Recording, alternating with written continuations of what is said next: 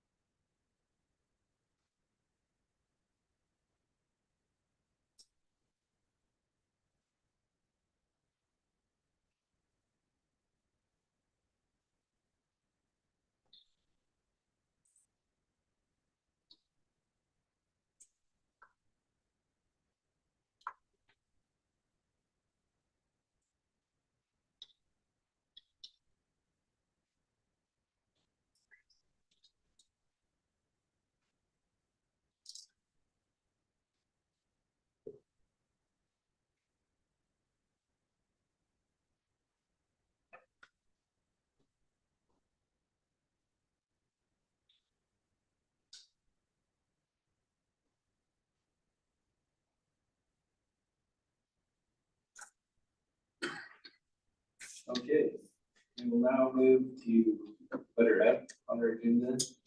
Censure of board member. Do I have a definition of censure? Mr. Sussex, the definition, just for the public's awareness, is express severe disapproval of someone or something, especially in a formal statement. Thank you.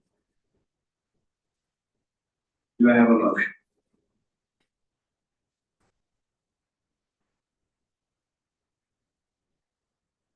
Mr. Chair, I move to censure Mr. Alexander for violations of the board governance,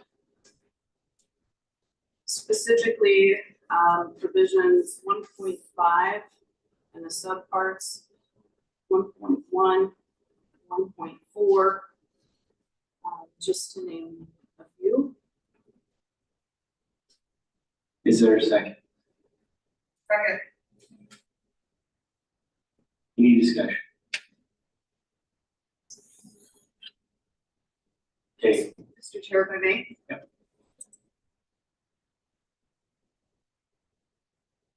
I made this motion not in an effort to silence Mr. Alexander. That is not the purpose by any means. And that's not the definition by which this motion is made. We can all sit up here and disagree on subjects. That's the point of being on a board.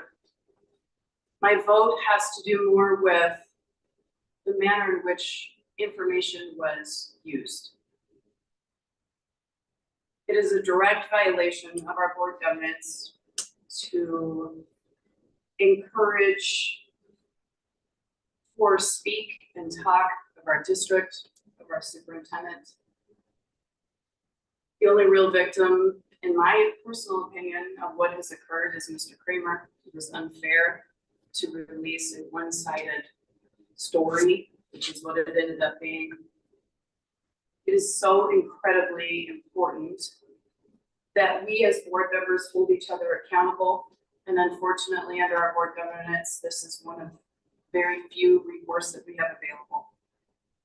So it is with a heavy heart that I made this motion, that I truly believe that it is important for this community, for our school, for our staff, our teachers, our students, that we hold each other accountable and that this behavior not be encouraged, and that our interactions only encourage mutual respect and trust. And I'm hopeful that we can improve that moving forward. I realize we're in a really difficult situation right now. But I hope that this is a mistake and we can move forward for the betterment of the entire district. Any other discussion? I'd just like to kind of second what Nina said about, it is hard serving on this board, and we are very limited on sometimes how we can have conversations with the public and amongst ourselves. This is just one way. We do have to hold each other accountable. Like we have to hold the superintendent accountable. That's our only job. Amongst each other. This is just one way how we can do that. I wish sometimes there was an easier way. There's not. So that's what my vote again is based on, is breach of our Board of Trustees governance policy that we all agree to when we agree to serve as Board of Trustees. Any other discussion? I have really struggled with this issue, and I want to make it clear, I am not voting to silence anyone, to gag anyone now, nor would I ever. However, according to our board governance, there were issues that came up, there were things that were broken. And I think that was disrespectful to our district and our board, and I have to go along with that, so. Any other discussion?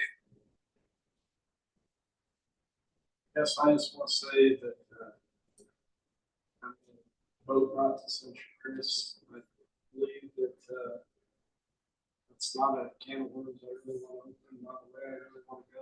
I don't want to start doing that with the board members. I just feel like this is basically just another form of a public shame. We already got that last time, so I just think what's done is done, it's over, probably wasn't the smartest thing, but I think that this is just a slope I don't care for. Any other discussion? Okay, I'm gonna call for a roll call vote on this issue. We'll start with I'm gonna start with Carlos. He's not here, and then we'll go from Carlos to Wade and work back down this way. Carlos, what's your vote? Could I have the motion read again, please?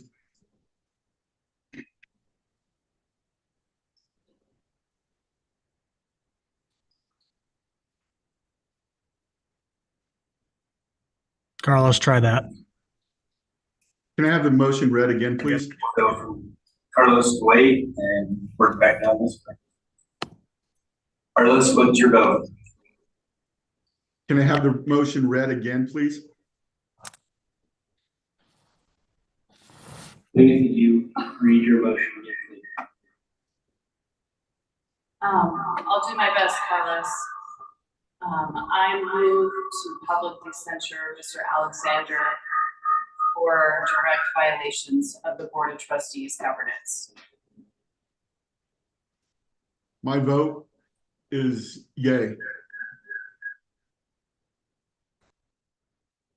I vote nay. My vote is yay. I vote nay. I vote yay.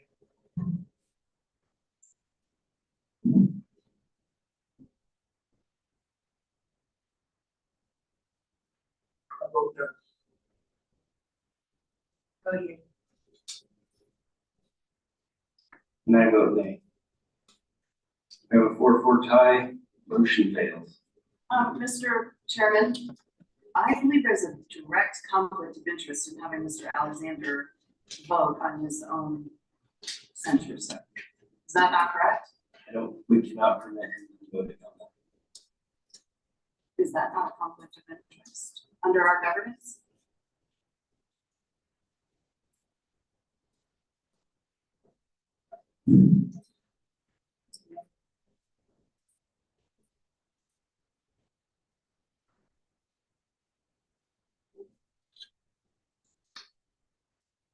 We're gonna take a 5-minute recess and look into that.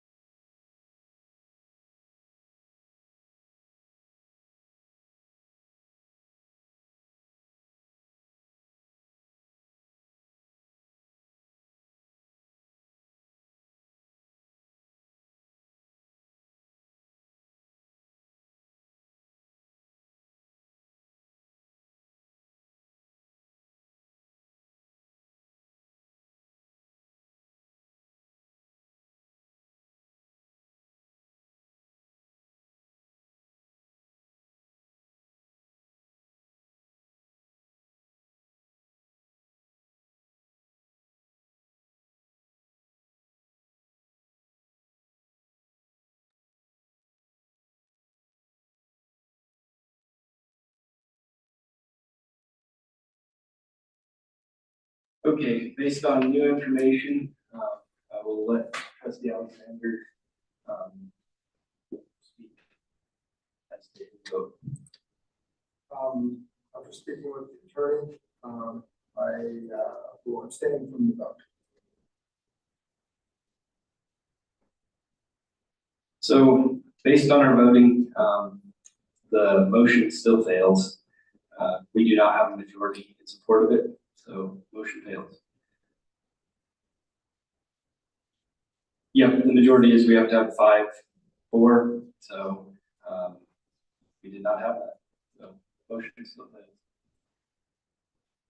Letter G, consider approval of offering a teaching contract for the 2024-2025 school year. The recommendation is to approve offering a teaching contract to Jade Reinhardt as a half-time social studies teacher at Southeast Junior High School for the 2024-2025 school year pending Wyoming certification. Do I have a motion? So moved. Is there a second? Second. Any discussion? All those in, I'm sorry, Mr. Kramer, why is it a halftime social studies teacher? So when we had the FTE breakdown and also where that previous activities director position was the other half of that, we fulfilled that AD position along with a physical education, so that remained the social studies halftime. any other discussion? All those in favor of offering a teaching contract to Jade Reinhardt as a halftime social studies teacher at Southeast Senior High School for the 24-25 school year, pending Wyoming certification, please signify by saying aye. Aye. All those opposed? Any abstentions? Item carries. Letter H is our work session for preliminary 2024-25 fiscal budget.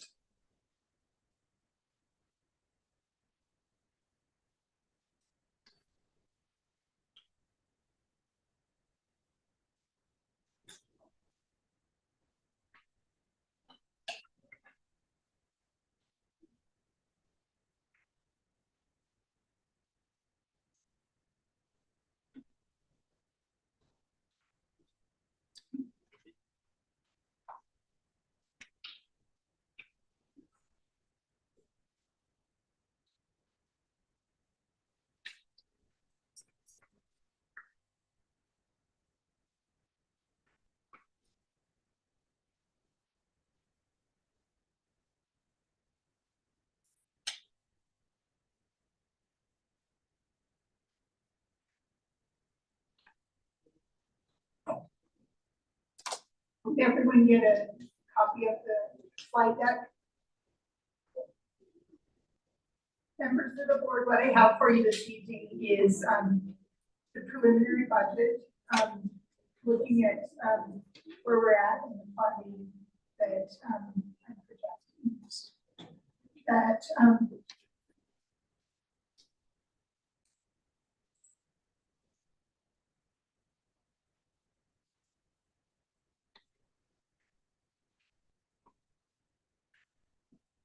is that visible? What I have here is our projected budget to actual for the existing school year, 23-24. If you start at the top, you can see we do have an increase in revenue, and that primarily what I'm going to encourage you to do is kind of ignore that insurance proceeds line. That is somewhat confusing in that that's a one-time occurrence based upon the fire at the Southeast Egg Shop. We also, if you move down the expenses are where I want to focus and what I want to concentrate on, looking at the base salaries as what was budgeted and what I'm projecting, we had a number of positions that were not filled. It is a conservative budget and it's necessary to budget for all potential positions. Temporary salaries and overtime, that was up in primarily 3 different areas, that being transportation, special education, and custodial. Moving on down, the next large variance is health insurance. And there again, last year, we did see an increase in health insurance costs. We had some people who chose not to take our health insurance. It was necessary to budget for those, not knowing if through open enrollment, they were going to choose not to take health insurance, or new hires choosing not to take and participate in our insurance plan. You want to do that? Some of the other variances that I want you to consider out of district placement, those are our students that are special ed students being schooled outside of the district. That was down. We are going to talk about special ed and the fact that it's reimbursable. Technology, you do see an adjustment there, and that is primarily a function of the ESSER funds that were available to us. The student purchased Chromebooks will be able to be purchased out of ESSER, so that's a cost savings that we were able to incur. Moving on down to the bottom line, we are projecting to finish the fiscal year at a $1.2 million positive balance. That's money that will go into carryover, and that will put us at a 16.64% percentage. If you do remember, and I'll concentrate on this a little bit later, we can presently carry over up to 30% of our foundation guarantee. So we are in good shape. Marcy, under revenues, what does non-local resources represent? And what is that difference? Those non-local resources are things such as gate receipts for admissions, usage of our facilities, and interest. So interest is up, but it was projected to be higher than what it actually is.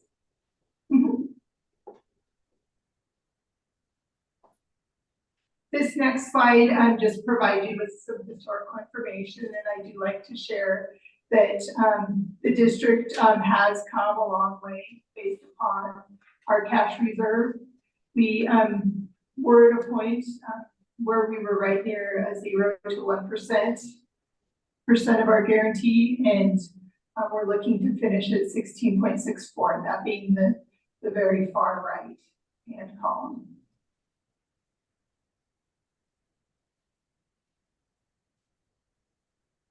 So we do like to know what our funds are going to be and what changes are. We heard of an ECA through the legislative session, and there was an ECA external cost adjustment awarded. That was 3.871% for professional labor being our certified staff. Non-professional labor was an increase of 4.1%. Energy or utilities, 14.64%. And educational materials or supplies being 21.85%. The effect of that ECA, it looks to be $1.3 million. On the flip side, we have talked, and Mr. Kramer has shown the ADM change and what we're projecting our ADM, or our average daily membership, our student population, to be when we finish the year. We are down 28 students from 1,625 to 1,597. That is a reduction of $507,000 for a net effect of $878,000 increase. That's the money we are receiving from the state in the form of the foundation guarantee. A couple of other things that did remain unchanged. Transportation is still 100% reimbursable. So the cost of our buses that are transporting students, our drivers, and the maintenance of those buses, the fuel for those buses is 100% reimbursable. So any costs that we incur this year, we'll see that included next year in our foundation guarantee. Special ed being the same way. Any cost of educating those special ed students. That being things such as out-of-district placement for special ed, contract services for OT, PT, speech, and those special ed employees. Those expenses that we incur this year will be reimbursed for those next year as part of that foundation guarantee. Our contribution to the Wyoming retirement system remains unchanged. Historically, it's gone up about 1/4 to 1/2% each year. And then what we receive through the foundation guarantee, there is an allocation for health insurance. And what we will receive for health insurance is unchanged. We've talked about the fact that the district cost for health insurance is going up, but what the state is providing to districts is staying unchanged. And then, as I alluded to earlier, through 2026, the district can carry over up to 30% in cash reserves. That's 30% of the foundation guarantee. If the legislature doesn't change it, we would revert back to the 15% at the end of 2026. So we don't want to carry over huge amounts because we need to make sure that if it goes back to 12 to 15%, that we can easily maintain that. What does our funding look like? On this slide, I have what was budgeted for this year, what is projected to end this year at, and then what's budgeted for next year. That $858,000 that I shared is the increase to the foundation guarantee, puts us at $27 million. Special ed is reimbursed separate. Transportation is part of the foundation guarantee. Special ed is reimbursed separate. That I'm showing that at roughly status quo of what we look to finish the year at. Non-local resources, we talked about what those were. We received 2.25%. This is the one piece where we receive funding directly related to the salaries that we incur. Each month we report to the state how much was spent on salaries, and then 2.25% of that comes back to the district, and that's the retirement reimbursement. And then I'm hopeful that we won't have a need for any insurance proceeds. That putting us at $33,205,000 in available revenue.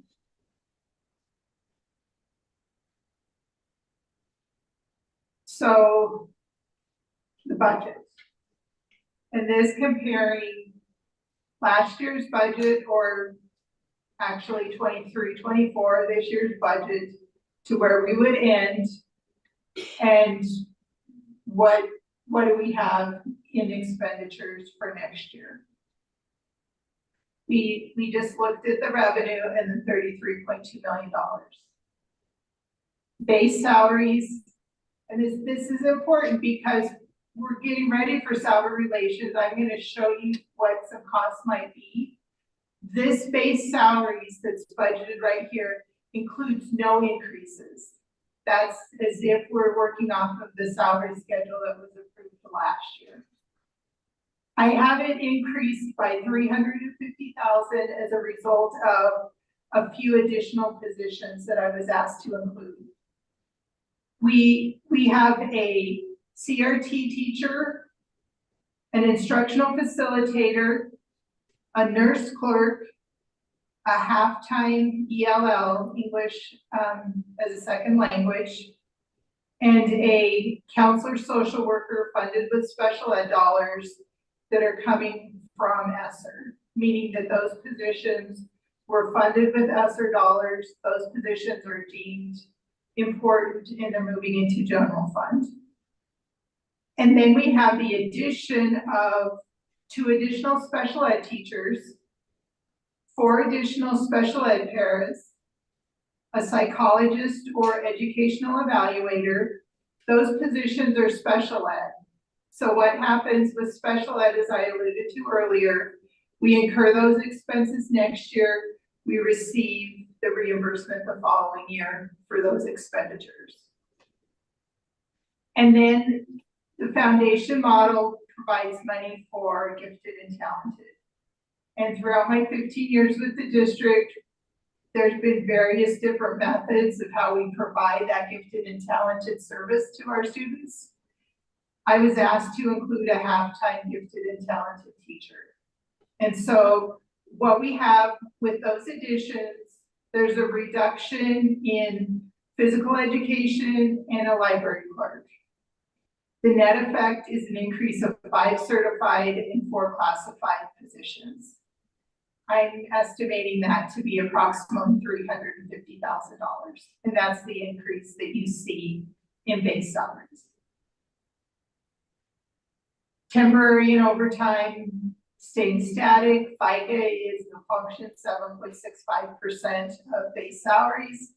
Unemployment, I do have some small dollars budgeted there, not knowing if we may have some ESSER positions that positions were eliminated. They were aware of it, but we may have some unemployment claims. Workers' comp is a function based upon those employees eligible for workers' comp. Retirement is at 14.87%. As a district, employees receive 18.62% in total to the Wyoming retirement system. That's their contribution, a benefit of being a school district employee. The district contribution is 14.87%, and the employee contribution is 3.75%. And then health insurance, there's an additional increase there, and that's again a function of that net 5 certified, 4 classified, and not knowing what classification of insurance they may choose. An unknown that we have, and it's important to talk and share, is our bridges. That's the extended day or summer school component of the budget. The last 3 years, that's been funded out of ESSER money. That's a component of what that ESSER money was set aside for. We at present don't have a plan for it, so that's a $0 budget line. And that would be summer school for summer of 25. Summer of 24, summer school or extended day is funded with ESSER dollars. So is the implication of that we will not have summer school in 2025? And when and where will that decision be made? That would be something currently that we do not have within the budget to provide if we want to maintain that. So if there was a desire to go in that direction, it would be dependent upon salary relations along with approval of our final budget in June. Food service, we do have $50,000 earmarked this year, and that was a request based upon the cost of providing breakfasts and lunches for those Friday intervention and enrichment days for students. Those days are about in a half.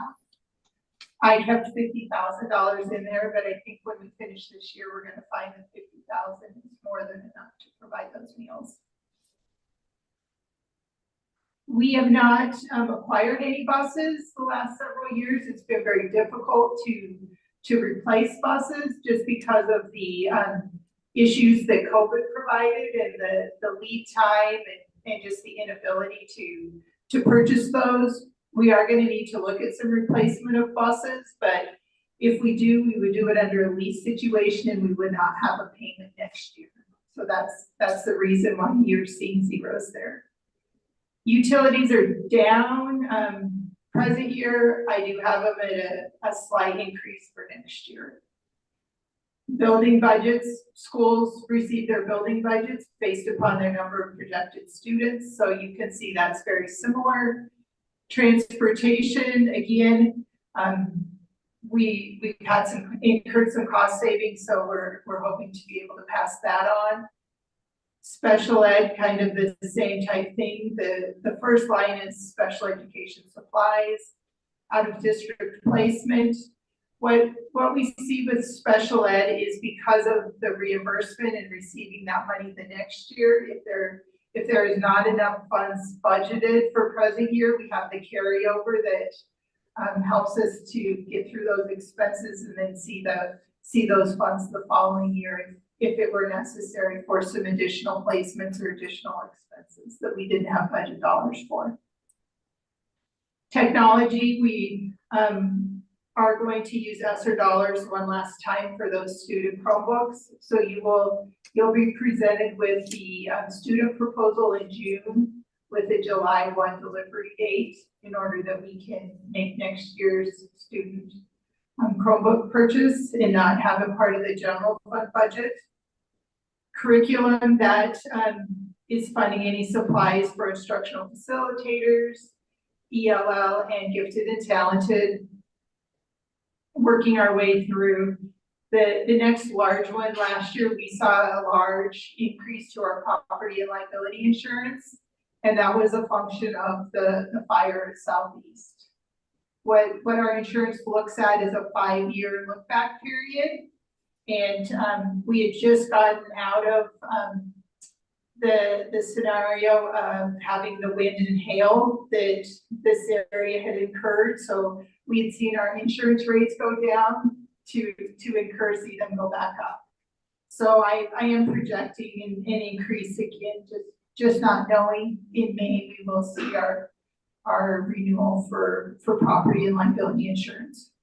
We are as such, I get asked if we quoted insurance from other providers, and we are as such because of our wind and hail and that fire that if we didn't stay with this carrier, we probably would be uninsurable. So it's a very difficult thing.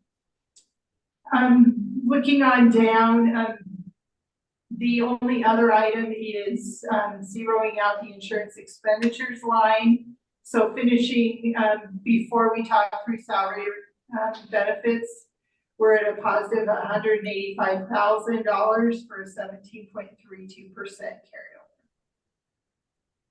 I know Marcy stated this, but it's really important when you're looking at this information because it looks almost exceedingly really good.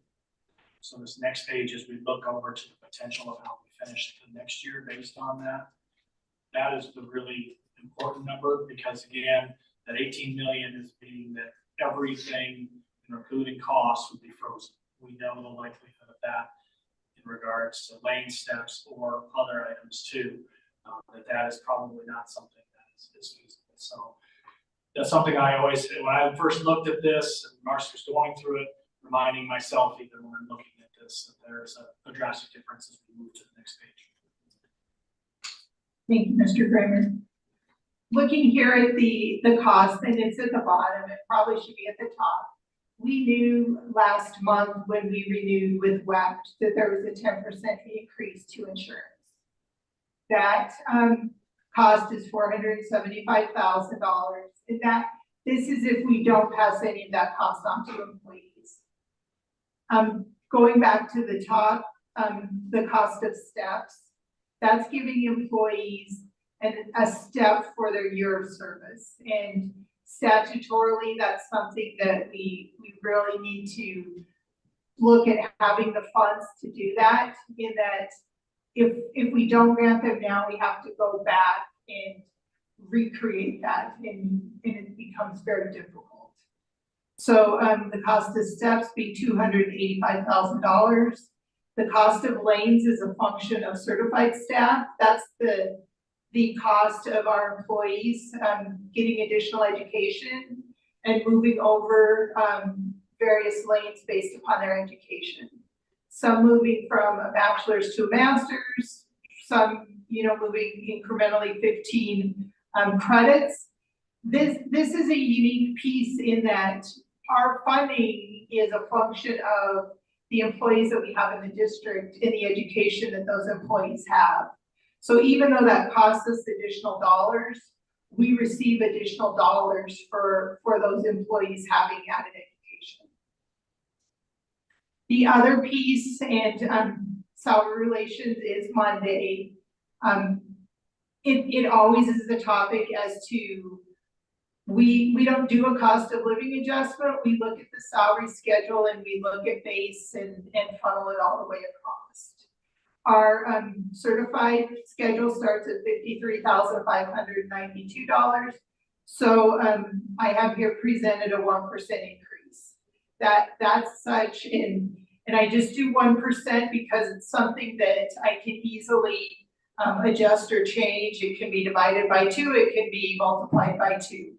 A 1% increase to base would take the certified and admin schedule base to $54,128. That's at a cost of $133,000. 1% increase to base on the classified schedule would be 16 cents. That would take that starting wage to $16.36, and that's at a cost of $38,000. We talked through the increase in insurance premiums. Those 5 line items are at a cost of $1 million. So if you take the $185,000 that were positive, plus those additional costs, it puts us at a deficit spending $850,000 and 13.49% carryover. One thing that I'm not advocating for any of these items, but I think that we need to sit back and we need to look at that 1.2 million that's coming from our projections for the 23-24 school year, and recognize that there were some variables there. The big one being insurance proceeds, and that being split over 2 years, and expenses over 2 years. And we do need to some degree be ready to have a conversation about using some of that $1.2 million when we talk through next year's options. Are there questions?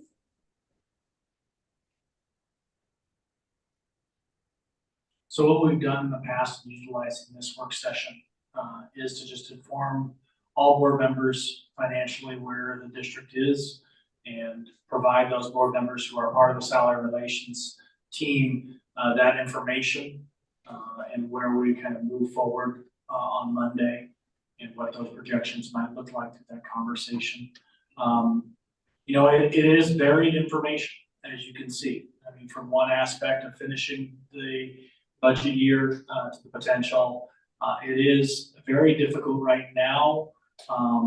In the last 4 years, doing budgets, because there is so much variability that was non-existent in previous years prior to 2020. We didn't see the variances in insurance costs, the variances in inflationary costs on other items. And so budgeting has become difficult to where we might have projections coming out of salary relations that could potentially be drastically different also at this time next year. And so that's always a unique strategy in looking at some of this and the ways that we've done that in the past, and the work that the board members do within salary relations, and your voice in that salary relations meeting is vitally important.